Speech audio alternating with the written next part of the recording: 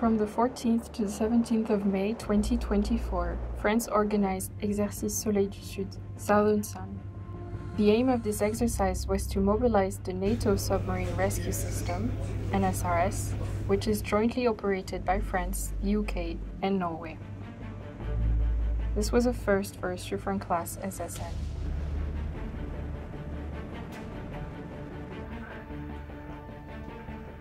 Soleil du Sud est également l'occasion de vérifier les capacités d'accueil de la base navale de Toulon d'un système imposant une logistique lourde. 25 camions poids lourds ont été nécessaires pour descendre le système depuis sa base mère à Faslane jusqu'à Toulon. 2 grues de fort tonnage et près de 80 personnes sont requises pour embarquer le système sur le bateau support, le BSAA Jason.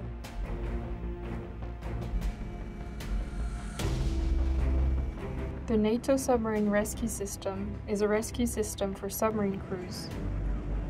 It comprises 2 systems: the IROV, a remotely operated intervention system, the Submarine Rescue Vehicle, SRV, embarked on board the support vessel, the SAA Jason.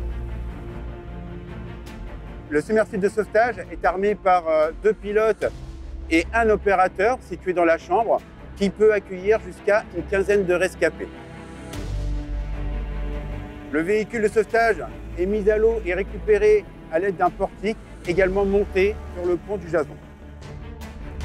During a rescue operation to retrieve a submarine crew in distress, the deployment of the system requires the participation of all 3 nations. A team of around 80 people are on standby.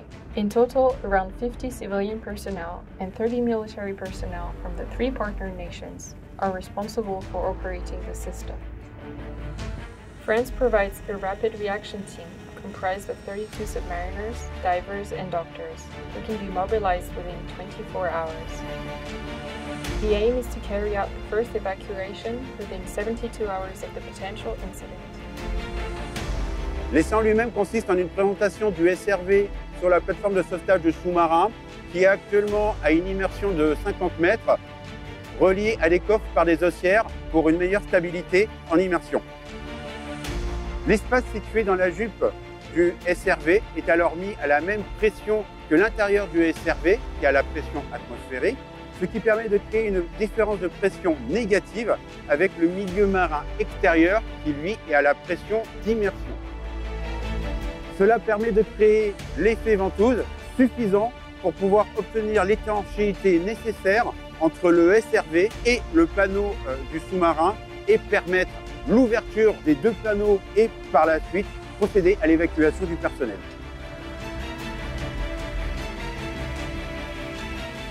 Enfin, une fois les rescapés à bord du SRV, ce dernier peut remonter à la surface, être récupéré par le bateau support. Les rescapés sont par la suite pris en charge par les équipes NSRS.